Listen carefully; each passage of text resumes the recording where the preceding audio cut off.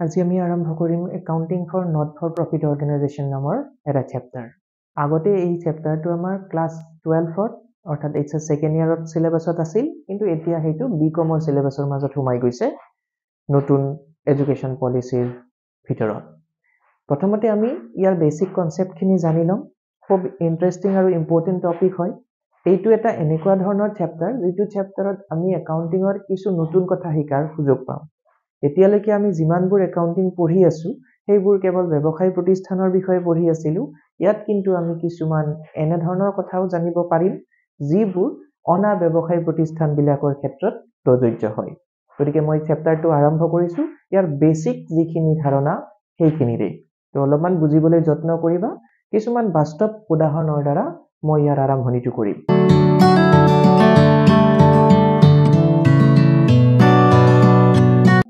Accounting for not for profit organisation, অসমীয়াত ইয়াক লাভৰ উদ্দেশ্যবিহীন প্ৰতিষ্ঠানৰ হিচাপ ৰক্ষণ বুলি মই লিখিছো। তো প্ৰথমতে আমি জানিব লাগিব এই NPO অৰ্থাৎ লাভৰ উদ্দেশ্যবিহীন প্ৰতিষ্ঠানসমূহনো কি। আমি আমাৰ অৰ্থ ব্যৱস্থাত আমাৰ সোসাইটিত এনে কিছুমান প্ৰতিষ্ঠান দেখিবলৈ পাওঁ যিবোৰ প্ৰতিষ্ঠানৰ মুদ্ৰাগত লাভ অৰ্জন কৰাই প্ৰাথমিক উদ্দেশ্য নহয়। গতিকে ইয়াক আমি অব্যৱসায়িক প্ৰতিষ্ঠান বুলি ক'ব পাৰো। এই প্ৰতিষ্ঠানবিলাক সাধাৰণতে সমাজৰ উৎকৰ্ষ সাধনৰ বাবে বা সমাজৰ কোনো সমস্যা নিৰ্মূল কৰিবৰ বাবে গঠন কৰা হয়, বা এই প্ৰতিষ্ঠানটোৰ সদস্যসকলক বা একেলগে সমাজৰ বিভিন্ন ব্যক্তিক সহায় সহযোগিতা আগবঢ়াবৰ কাৰণে গঠন কৰা হয়। গতিকে এইবোৰ প্ৰতিষ্ঠান আমি দেখিবলৈ পাওঁ সেৱা যোগানৰ লগত জড়িত হৈ থাকে, প্ৰায় দ্ৰব্যৰ উৎপাদন বা বিতৰণৰ লগত জড়িত নহয়। এতিয়া আনটো প্ৰশ্ন হ'ল কোনেনো স্থাপন কৰে এনেকুৱা প্ৰতিষ্ঠানবিলাক। লাভৰ উদ্দেশ্যবিহীন প্ৰতিষ্ঠান বুলি ক'লে ইয়াৰ কিছু অংশ চৰকাৰী আৰু কিছু অংশ সমাজৰ কিছুমান ব্যক্তিয়ে স্বেচ্ছামূলকভাৱে বা ভলিউণ্টাৰীলিও ইয়াক আৰম্ভ কৰে। যেনেকৈ উদাহৰণ কেইটামান দিলে তোমালোকে অনুমান কৰিব পাৰিবা মইনো কিহৰ কথা কৈ আছো। চৰকাৰে স্থাপন কৰা স্কুল, কলেজ, হস্পিটেলছ ইত্যাদিবিলাক এনেকুৱা একোটা প্ৰতিষ্ঠান যিবোৰ প্ৰতিষ্ঠানে সমাজৰ অত্যাৱশ্যকীয় বা প্ৰয়োজনীয় কোনো এটা সেৱা যোগান ধৰি এটা নিৰ্দিষ্ট খণ্ডৰ বিকাশৰ কথা চিন্তা কৰে। যেনেকৈ শিক্ষাৰ যদি উন্নয়ন হয় তেতিয়াহ'লে সমাজ ব্যৱস্থা উন্নত হ'ব, জীৱন ধাৰণৰ মানদণ্ড উন্নত হ'ব। গতিকে চৰকাৰে এনে কিছুমান স্কুল, কলেজ, ইউনিভাৰ্চিটি ইত্যাদিবোৰ পাতে যিবোৰৰ জৰিয়তে সমাজৰ বিভিন্নজন ব্যক্তিয়ে বা প্ৰতিজন ব্যক্তিয়ে উপযুক্ত শিক্ষা যাতে লাভ কৰিব পাৰে। একেদৰে স্বাস্থ্য সেৱাও আমাৰ বাবে তেনেকৈয়ে প্ৰয়োজনীয়। সেইবাবে স্বাস্থ্য সেৱাৰ যোগান ধৰিবলৈ হস্পিটেলছ বা সাব চেণ্টাৰ্ছবোৰ পাতে আৰু এইবোৰত বিনামূলীয়াকৈ বা অতি কম মূল্যতে সেৱা যোগান ধৰাৰ ব্যৱস্থা কৰা হয়। এইবোৰটো আছিল চৰকাৰী প্ৰতিষ্ঠান, কিন্তু আমি কিছুমান দেখা পাওঁ সমাজৰ কিছুমান ব্যক্তিয়েও আগভাগ লৈ এনে কিছুমান প্ৰতিষ্ঠান পাতিবলৈ যিবোৰ প্ৰতিষ্ঠানে শিক্ষা, কলা, সংস্কৃতি বা ক্ৰীড়াৰ লগত জড়িত হৈ থাকে, খেল ধেমালিৰ লগত জড়িত হৈ থাকে আৰু এই বিভিন্ন বিষয়ৰ উৎকৰ্ষ সাধন কৰে। উদাহৰণস্বৰূপে ক্লাব বা সংঘসমূহ, মন্দিৰ, মছজিদ ইত্যাদিসমূহ বা সামাজিক অনুষ্ঠানবোৰো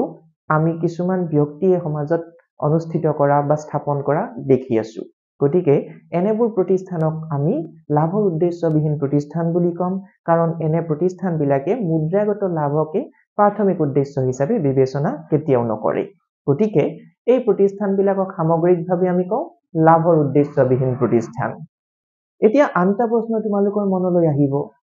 যদি লাভ অৰ্জন কৰা এই প্ৰতিষ্ঠানসমূহৰ মুখ্য উদ্দেশ্য নহয় তেতিয়াহ'লে ইয়াত আমি হিচাপ ৰক্ষণৰ প্ৰয়োজনীয়তা কিয় অনুভৱ কৰোঁ, কিয়নো একাউণ্টিং কৰিব লগা হয়। তেন্তে আনটো সেই প্ৰশ্নটোৰ উত্তৰ মই এনেকৈ দিম, উদ্দেশ্য যিয়েই নহওক বাৰু প্ৰতিটো কাৰ্যৰ বাবে যে আমাক মুদ্ৰাৰ প্ৰয়োজন হ'ব এয়াও কিন্তু নিশ্চিত। সেৱা যোগান ধৰিবৰ বাবে স্থাপন কৰা এই প্ৰতিষ্ঠানসমূহে যিবোৰ সেৱা যোগান ধৰিবলৈ বা সেৱাসমূহ সৃষ্টি কৰিবৰ বাবে কিছুমান উপাদানৰ দৰকাৰ পৰিব আৰু সেই উপাদানসমূহ সংগ্ৰহ কৰিবলৈ প্ৰয়োজন হ'ব মুদ্ৰাৰ। গতিকে ইয়াত মুদ্ৰাৰ আদান প্ৰদান হ'ব। এটা মই উদাহৰণ দিছো চাবা। আমাৰ চাৰিওফালে কিছুদিন আগতে যেতিয়া পূজাসমূহ হৈ গৈছিল, বৰ্তমান সময়ত ৰাস চলি আছে ঠায়ে ঠায়ে, বিহুৰ সময়ত আমি বিহু কমিটিবিলাকে বিহু উদযাপন কৰা দেখা পাওঁ। এই বিভিন্ন অনুষ্ঠানবোৰ যেতিয়া স্থাপন কৰা হয় তাৰ আয়োজকে আয়োজন কৰিবলৈ মুদ্ৰাৰ প্ৰয়োজন হয় যেনেকৈ যদি সাজ-সজ্জাৰ বাবে ডেকোৰেশ্যনৰ বাবে কোনো এজন ব্যক্তিৰ পৰা সহায় বিচাৰিছে অনুষ্ঠানটোৱে তেন্তে তেওঁকটো তাৰ প্ৰতিদান দিব লাগিব কিহেৰে দিব লাগিব মুদ্ৰাৰে দিব লাগিব যদি তাত এটা সাংস্কৃতিক অনুষ্ঠান উদযাপন কৰা হৈছে পাতা হৈছে তেতিয়া হলে এই সাংস্কৃতিক কলাকুশলীসকলক তেওঁলোকৰ ক্ষতিপূৰণ আদায় দিব লাগিব মুদ্ৰাৰ জৰিয়তে যদি কোনোবা এটা প্ৰতিষ্ঠানে খেলৰ লগত জড়িত হৈ খেল ধেমালি অনুষ্ঠিত কৰিছে তেন্তে তাৰ আয়োজনৰ নামত বিভিন্ন ক্ষেত্ৰত মুদ্ৰাৰ প্ৰয়োজন হ'ব গতিকে মুদ্ৰাৰ আদান প্ৰদান অবিহনে এই অনুষ্ঠানসমূহ উদযাপন কৰা বা স্থাপন কৰা সম্ভৱেই নহয় যদি মুদ্ৰাৰ আদান প্ৰদান হৈছে তেন্তে নিশ্চিত যে তাত হিচাপ ৰক্ষণৰ প্ৰয়োজনীয়তা আছে গতিকে সহজ ভাষাত যদি আমি significance of maintaining books of accounts in not for profit organizations বুলি কওঁ তেতিয়া হলে তাতো আমি হিচাপ ৰক্ষণৰ প্ৰয়োজনীয়তা খুব দকৈয়ে অনুভৱ কৰিব পাৰো গতিকে আমি ইয়াত হিচাপ ৰক্ষণৰ প্ৰয়োজনীয়তা থকাটো উপলব্ধি কৰো কিন্তু হিচাপ ৰক্ষণনো কি ধৰণে ইয়াত সম্পাদন কৰিব লাগিব এইখিনি কথা আমি নিৰ্দিষ্টকৈ ইয়াৰ বাবে জানিব লাগিব এতিয়ালৈ তোমালোকে যিখিনি একাউন্টিং পঢ়ি আহিছা সেইবোৰ আটাইবোৰ ব্যৱসায় প্ৰতিষ্ঠানৰ দৃষ্টিৰে পঢ়ি আহিছা ব্যৱসায় প্ৰতিষ্ঠানটোৱে এটা নিৰ্দিষ্ট সময়ৰ শেষত কিমান টকা লাভ অৰ্জন কৰিলে কিমান লোকচানৰ সন্মুখীন হ'ল ইত্যাদি কথাবোৰ জানিবলৈ আমি বিভিন্ন হিচাপ প্ৰস্তুত কৰিছো যেনেকৈ trading account profit and loss account balance sheet ইত্যাদিবোৰ বনাইছো বছৰৰ শেষত আৰু বছৰটোৰ ভিতৰত বিভিন্ন জাৰ্নেলছ বিভিন্ন লেজাৰ্ছ ট্ৰায়াল বেলেন্স ইত্যাদিবোৰো বনাই থকা হৈছে কিন্তু লাভৰ উদ্দেশ্যবিহীন প্ৰতিষ্ঠানসমূহে তেনেকৈ বিভিন্ন সময়ত বিভিন্ন হিচাপ প্ৰস্তুত নকৰে ইয়াক বছৰৰ শেষত তিনিখন হিচাপ প্ৰস্তুত কৰা হয় সেই তিনিখন হিচাপ নামেৰে আমি প্ৰথমখন পাম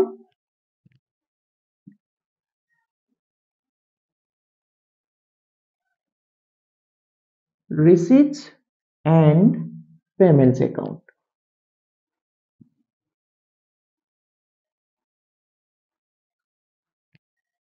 অসমীয়াত ইয়াক প্ৰাপ্তি প্ৰদান হিচাপ বুলি ক'ব পাৰি বা জমা খৰচ হিচাপ বুলিও ক'ব পাৰি প্ৰাপ্তি প্ৰদান হিচাপ কিতাপৰ ভাষাৰে ক'লে জমা খৰচ হিচাপ বুলিও এইখন হিচাপকে কোৱা হয়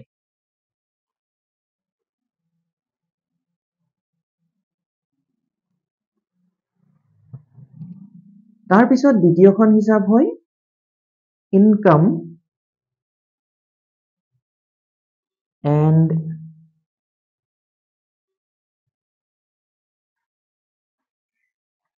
expenditure account অসমীয়াত ইয়াক আয় আৰু ব্যয় হিচাপ বুলি কোৱা হয়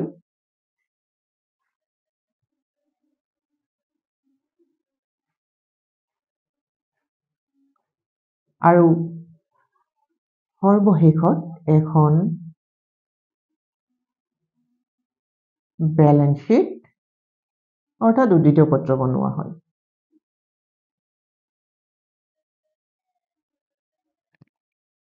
এই তিনিখন হিচাপেৰে আমি ইয়াৰ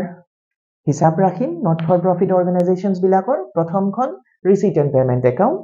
আনখন income and expenditure account আৰু শেষৰখন balance sheet বা উদ্ধৃত পত্ৰ এতিয়া মই ইয়াক তোমালোকৰ সুবিধাৰ বাবে আইডিয়া এটা লগাবলৈ কম্পেয়াৰ কৰি দিছো আমি আগতে শিকি অহা কিছুমান হিচাপৰ নামেৰে receipt and payment account খনক আমি তুলনা কৰিব পাৰো cash book বা নগদ বহীখনৰ জৰিয়তে লগত যিখন আমি HS ফাৰ্ষ্ট ইয়াৰৰ পৰা কেবাবাৰো ব্যৱহাৰ কৰি আহিছো বা শিকি আহিছো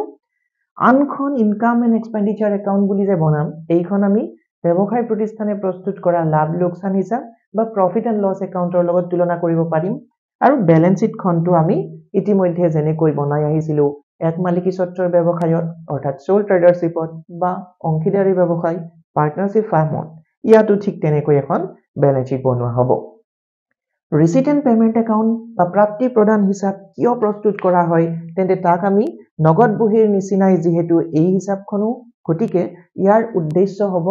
হাতত কিমান টকা জমা থাকিল এটা নিৰ্দিষ্ট সময়ৰ শেষত বা বেংকত কিমানখিনি টকা জমা থাকিল নিৰ্দিষ্ট সময়খিনিৰ পিছত তাক জানিবলৈ আমি প্ৰাপ্তি প্ৰদান হিচাপ বা জমা খৰচ হিচাপখন প্ৰস্তুত কৰো তাৰ পিছৰ হিচাপখন যে বনাও আয় ব্যয় হিচাপ এইখনে আমাক সাৰপ্লাস বা ডেফিসিট অৰ্থাৎ ৰাহি বা ঘাটিৰ পৰিমাণ জানিবলৈ দিয়ে যিটো ব্যৱসায় প্ৰতিষ্ঠানৰ ক্ষেত্ৰত লাভ বা লোকচান বুলি কোৱা হয় আৰু ব্যালেন্স शीটে স্থিতিপত্ৰখনে আমি সম্পত্তি আৰু দেনাবিলাকৰ বৰ্তমানৰ স্থিতি জানিবৰ বাবে প্ৰস্তুত কৰো গতিকে আমি তিনিওখন হিচাপ প্ৰস্তুত কৰিম এইটো অৰ্ডাৰ that means ইয়াত এটা অনুক্ৰম সৃষ্টি হৈছে প্ৰথমতে আমি ৰিসিট এণ্ড পেমেন্ট একাউন্ট বনাম তাৰ পিছতহে আমি ইনকাম এণ্ড এক্সপেন্ডিচাৰ একাউন্ট বনাম আৰু তাৰ পাছতহে আমি ব্যালেন্স शीটখন বনাম তিনিওখন একাউন্ট কি ধৰণে কি নীতিৰ ভিত্তিত প্ৰস্তুত কৰা হ'ব সেইটো আমি জানি ল'বলগীয়া কথা ৰিসিট এণ্ড পেমেন্ট একাউন্ট হিসাব ৰক্ষণৰ এটা ধাৰণাৰ ওপৰত ভিত্তি কৰি প্ৰস্তুত কৰা হয় যিটো কোৱা হয় accounting for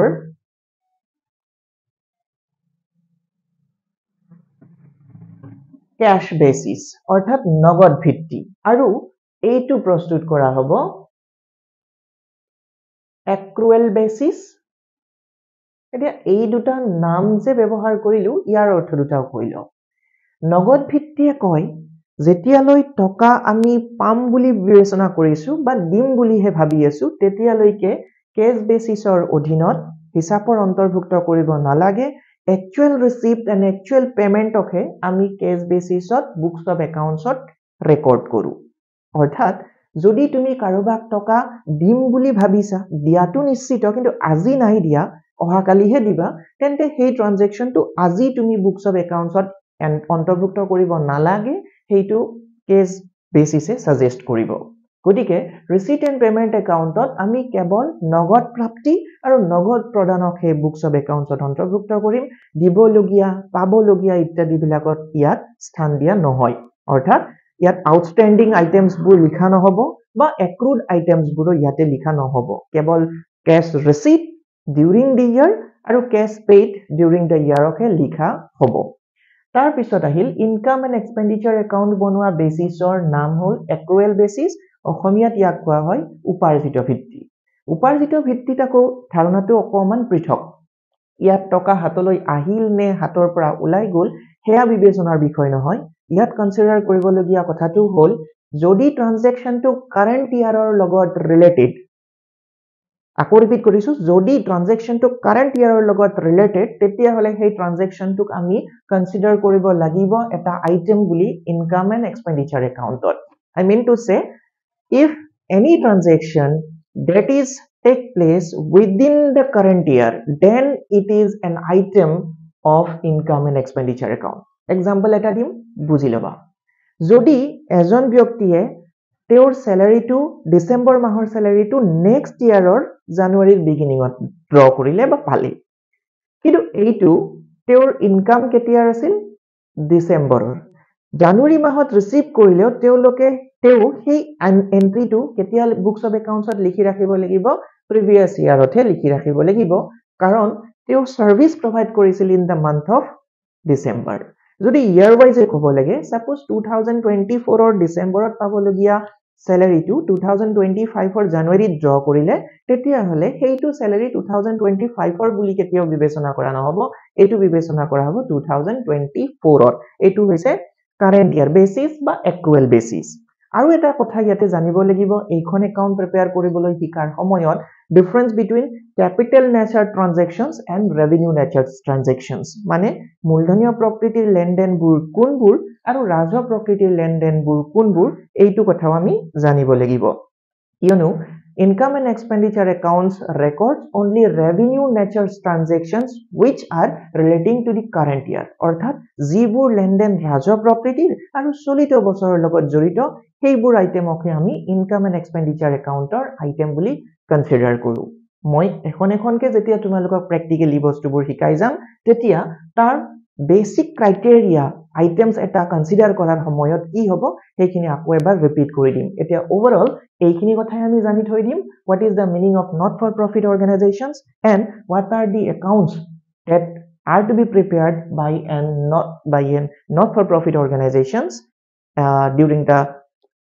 period of time তেতিয়া তেওঁলোকে একাউন্টস কেখন বনাব লাগিব তেতিয়া কেনেকৈ বনাব হেতু আমি time to time part by part শিকি গৈ থাকিম ঠিক আছে